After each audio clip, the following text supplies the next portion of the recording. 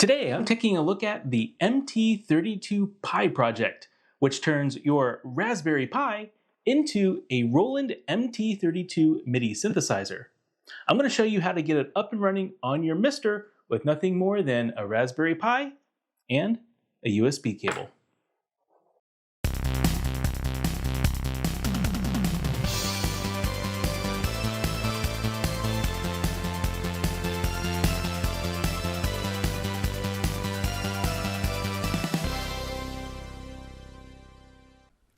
When I was a teenager back in the 90s, I played many classic PC games on my Tandy 1000 and later on my 386.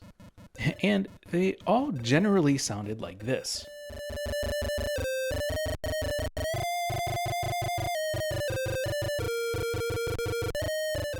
At some point, I got a Sound Blaster and was able to enjoy much better game music. But there's an option that I always skipped right over when playing computer games, and that's the option to use a Roland MT32. I didn't really know what the big deal was with the MT32 back then, and perhaps that's because I didn't really know anyone that had one, and so I never heard it or really understood what kind of difference it made when you were playing a game with it. The MT32 was a MIDI synthesizer that you would hook up to the MIDI port on your computer. And many of the games back then didn't just sound better on the MT32, but their music was actually written for MIDI, and then converted over to the other audio options like the Sound Blaster. Which meant that if you had the luxury of owning a Roland MT32, your experience would more closely resemble what the game designers had in mind.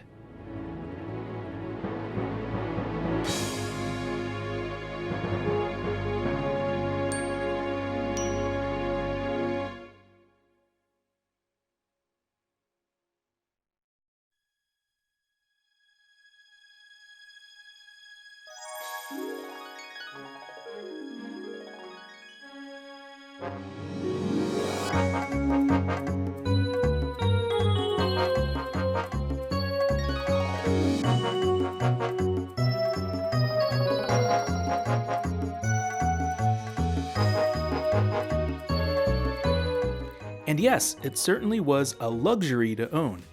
Unless you were a serious gamer or a musician, it wasn't likely that you would have forked over $700 for one. But now we live in a more technologically advanced time, and so the Roland MT32, like pretty much anything these days, can be emulated. And that's what the MT project is all about. It's an open source emulator for the Roland MT32 and a couple of other popular synthesizer modules. So if you're playing a classic game on an emulator such as DOSBox, you can fire up MT to emulate the MT32 and enjoy that awesome MIDI music.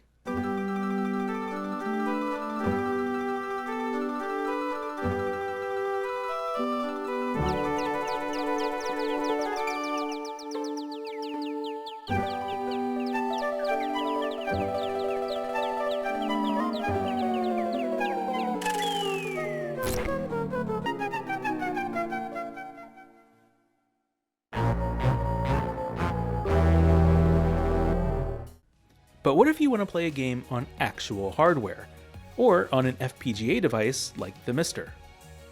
Well, for the MiSTer, you actually have the option of running MT on the ARM processor side of its Intel Cyclone SoC. While this will work, it's not ideal. For one thing, the 800 MHz ARM processor isn't really powerful enough to emulate the MT32 without some stuttering.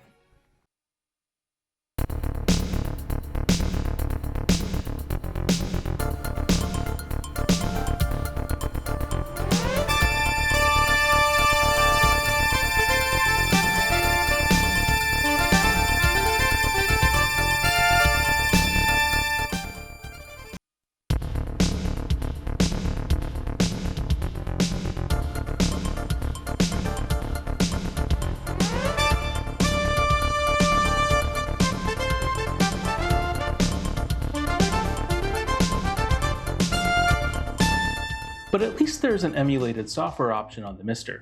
Classic hardware doesn't provide that option. So to meet that need, another open source project emerged called the MT32-Pi.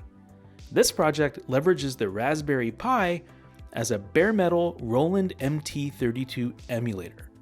By externalizing the emulation, the Pi is dedicated to doing only that one thing, and the results are fantastic.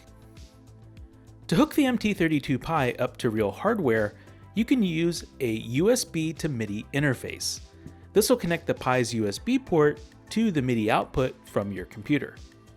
And of course, the MT32-Pi can be used with the MiSTer as well. By doing so, you remove the need to run MUNT on the MiSTer's hard processor system. And for the rest of this video, I'm going to show you a few different options for connecting the MT32-Pi project to your MiSTer, ranging from a Raspberry Pi with a really cheap hacked up USB cable on up to a really neat MT32-Pi HAT. But before we get into the hardware, I want to walk you through the software setup because it's the same process regardless of which hardware option you end up choosing. So obviously, the main thing you're going to need is a Raspberry Pi. Yeah, I know, they're hard to get these days. But fortunately, the story is a little bit better than what it has been. At the time that I'm recording this, Mouser does have several thousand Raspberry Pi 4s in stock. The MT32-Pi project runs on both the Raspberry Pi 3 and the Raspberry Pi 4. So if you have an old Raspberry Pi 3 just sitting around and collecting dust, you can use that for this project. In fact, I filmed all of the MT32-Pi footage for this video on my own Raspberry Pi 3. To get the MT32-Pi set up, we need to prepare the micro SD card that'll be used inside the Raspberry Pi. We're actually going to use the MiSTer to set up this card. So start off by plugging your micro SD card into your MiSTer using a USB card reader. As a side note, this process won't work with the micro SD card slot that's built into the DE10 Nano. It needs to show up as a removable storage device. Go over to the MT32-Pi GitHub repository and download a copy of the MT32-Pi _installer.sh script from the scripts folder. And you want to copy this file over to the scripts folder on your MiSTer.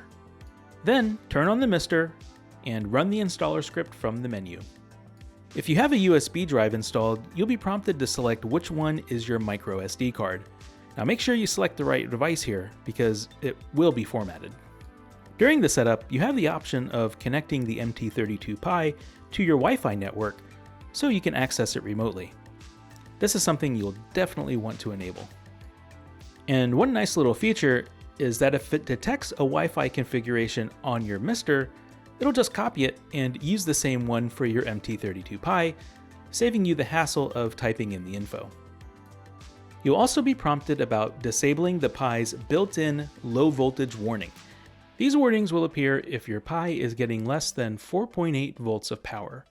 Now, depending on which hardware option you use, you may not ever see these warnings, but it's a good idea to go ahead and disable them as long as you're sure your Pi is getting enough power.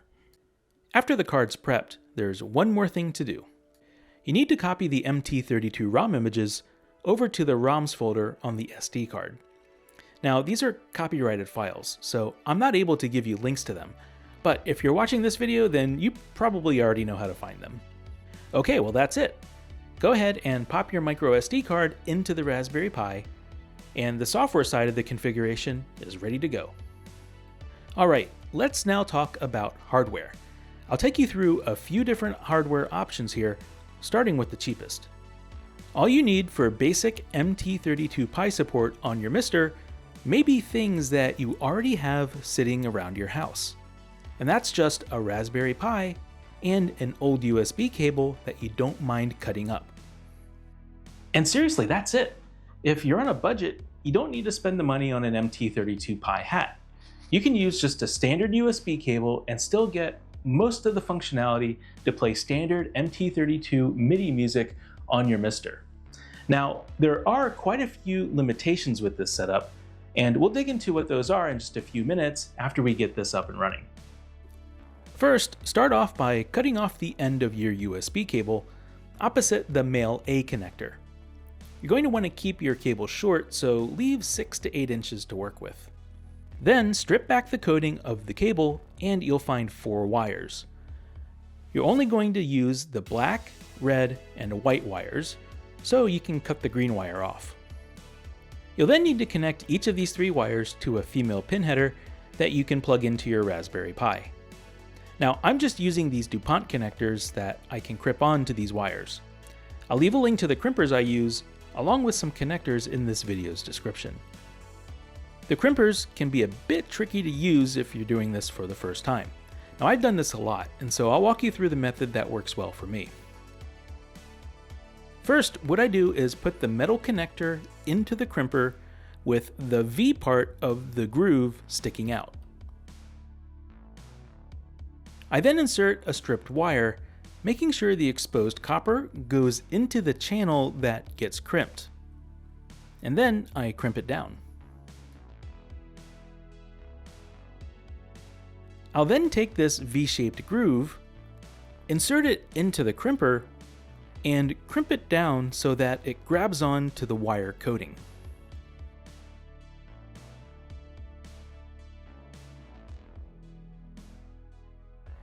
And then I'll just give it a little tug just to make sure that it's solid. After that, I'll slip on this plastic connector housing and repeat it for the other wires. When you're done, you'll have something like this: a USB cable with the connector on the black, red, and white wires. Now, if you don't want to go through the trouble of making this cable, you can actually buy USB cables pre-made with the DuPont connectors already attached, such as this one that's available on Amazon. You'll then need to connect these wires to the appropriate GPIO pins on the Pi. The red wire goes onto pin 2, the black wire on pin 6, and the white wire onto pin 10. And that's it. Then all you need to do is plug the USB cable into the user port on your MiSTer. In a couple of seconds, you should see your Raspberry Pi light up. Okay, now the black and red wires are used for power and ground. The only wire transmitting data in this setup is the white wire. And as you can probably guess, that's the wire that's used for transferring the MIDI data from your MiSTer over to the MT32-Pi. If you were to load up a game right now, you actually wouldn't hear any MIDI music. And that's because the MIDI music is still inside the MT32-Pi. It hasn't made its way back out of the Pi over to the MiSTer yet to be mixed in with the other audio and output through your speakers.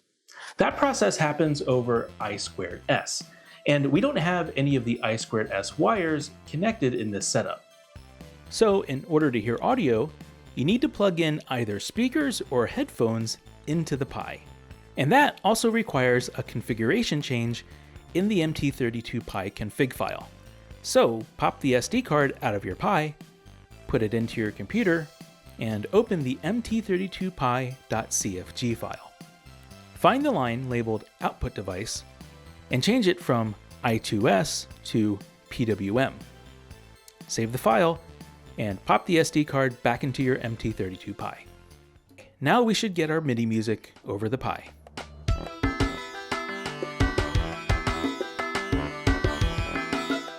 As I mentioned earlier, there are quite a few limitations with this setup, and this one is the biggest. The MIDI audio will only be played through the Raspberry Pi itself. Now, most games that use MIDI will output their music through the MIDI tracks and use the other audio device inside the system to do other things like sound effects. So unless you're mixing these signals yourself in maybe a downstream mixer, then you're going to have a really weird experience playing a game with MIDI audio coming out of your Raspberry Pi and all the other sound effects coming out of a different sound system. The other big limitation of this approach is that you have to edit the configuration file of the MT32-Pi if you want to change any settings. So if you want to change to a different synthesizer ROM or use a sound font, you need to jump through a few hoops. But there's something to be said about the simplicity of this approach. In fact, you can make this even more simple. If you were to power the Pi with an external power source, then you don't even need the red and black wires. You would only need to connect the white wire to pin 10 on the Pi. Literally just a single wire configuration to get MT32 audio. And you don't even need an I/O board. In fact, if you removed the I/O board from the equation, you can use a single jumper wire to connect pin 10 on the MT32 to the SDA pin on the DE10 Nano. And that's all that's needed for MIDI audio.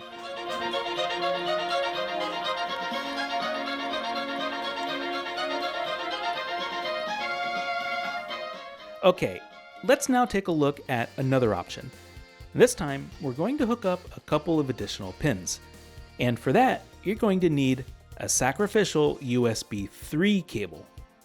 Cut the cable and strip back the end like we did with the USB 2 cable. This time, you'll see that there are now 9 wires instead of the 4 that the USB 2 cable had. You're going to crimp some connectors onto these, just like I showed you with the other cable. Okay, we'll start out here by connecting just the wires for power, ground, and MIDI data. So this functions the same as the USB 2 cable I just walked you through. And as you can hear, we get MIDI sounds over the headphone jack like we would expect.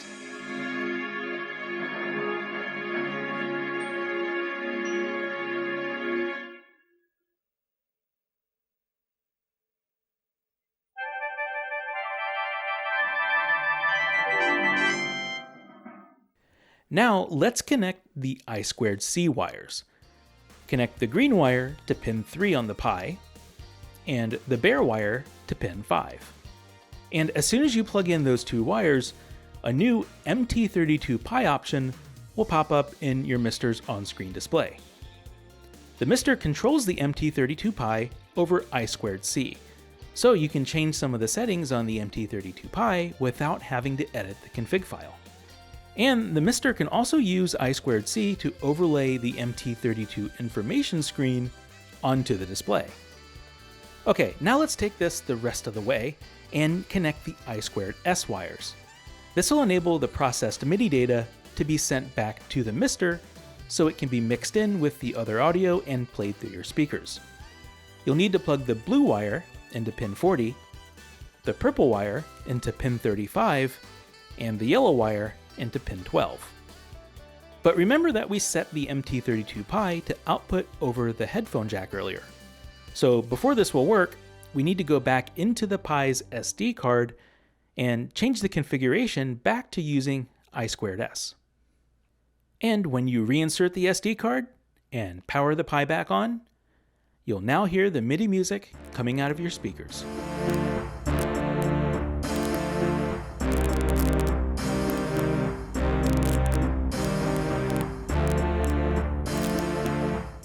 Okay, so this is probably the better option for the poor man's MT32-Pi, sacrificing a USB 3 cable.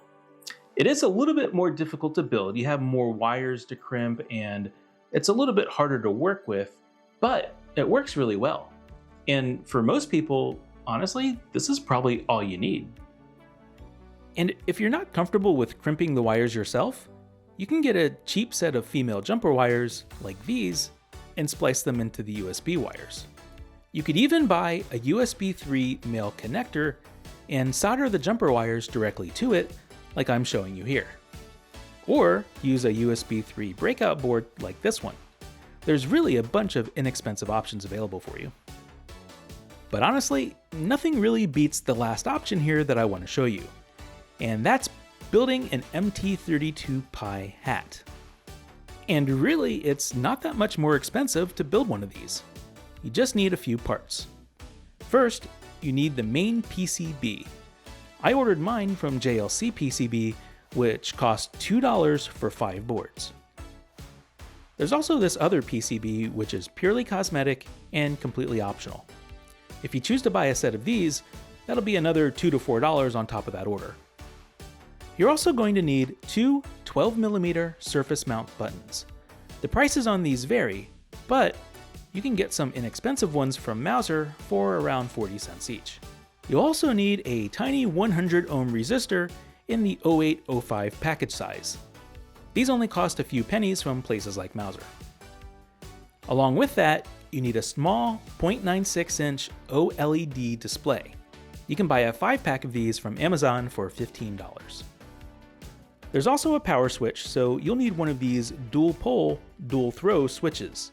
The ones I have here are 70 cents each from MiSTer.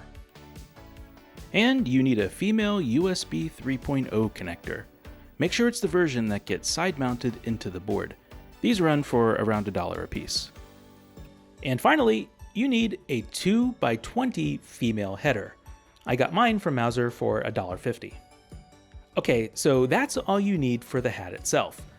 But you do actually need one more part, and that's a short USB 3.0 male-to-male cable for connecting the Pi to your MiSTer. The size and quality of the cable does matter, so I'd recommend purchasing one of these tested cables listed in the MT32-Pi wiki. I bought this cable from Amazon for $7 and it works totally fine. I've included the link to my cable and the wiki page in this video's description. So, adding it all up, if you buy single quantities of all the parts needed, you can build one MT32-Pi HAT for $12.90 without taxes and shipping. And if you wanted to build 5 of them, the total for all the parts without shipping and taxes would come to $38.44, or $7.69 per hat. And this is without the USB 3 cable and without the cosmetic top plate.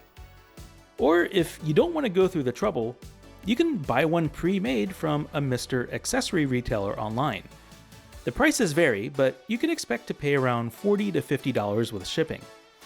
Now, this may seem like a lot compared to the cost of building one yourself, but keep in mind that these have the cosmetic top plate and the USB cable. Not to mention that someone had to actually go through the process of taking their time to do the labor of soldering together the board and assembling the device. Okay, well, we have all our parts, so let's go ahead and walk through the process of putting it together. When assembling a board, the rule of thumb is to start with the lowest profile components first. So we'll start off by soldering on the 100 ohm resistor. That goes in the spot that's labeled R1. These other resistors aren't populated. Next, I'll add the buttons.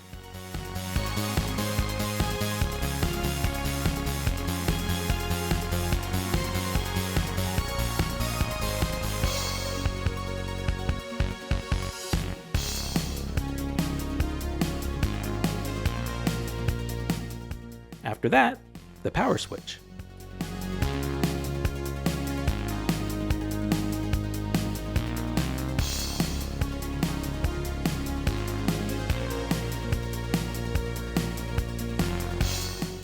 And then the USB port. There's spots for 2 USB ports on this board, but you only need to mount the one that's on the right side here.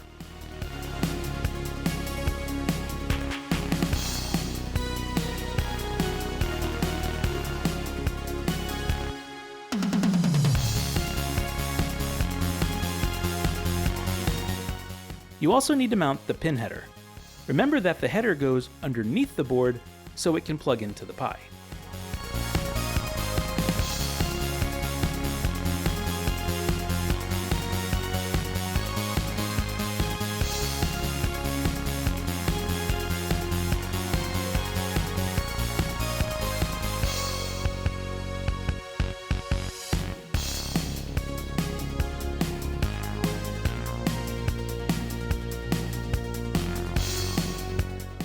And finally, you need to mount the OLED display. If you're putting on the cosmetic plate, then you may want to print out this mounting bracket. It places the screen at just the right height so it sits flush against the plate.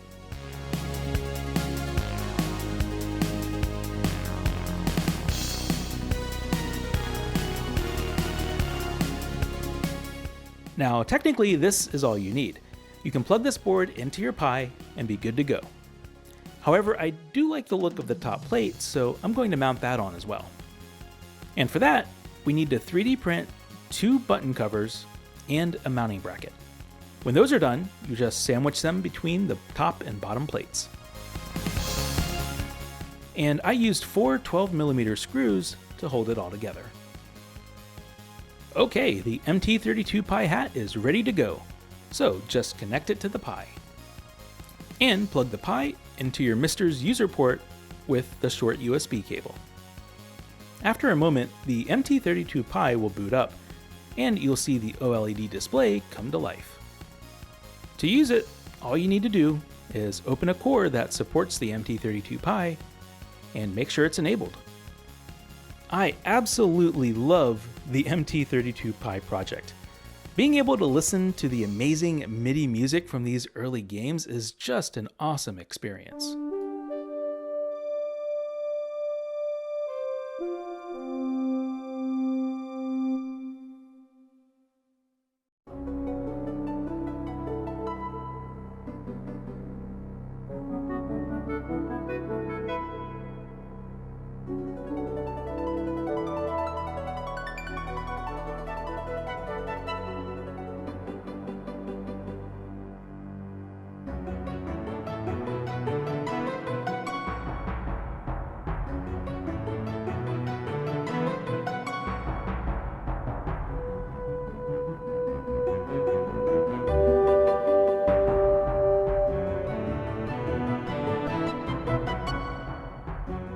Now, there are some additional ways to use the MT32-Pi without this specific form factor. So I have another video in the works where I'm going to explore some of these other options. If this is something that you're interested in, be sure to subscribe so you can be notified when that video comes out. Okay, well, that's a wrap for today.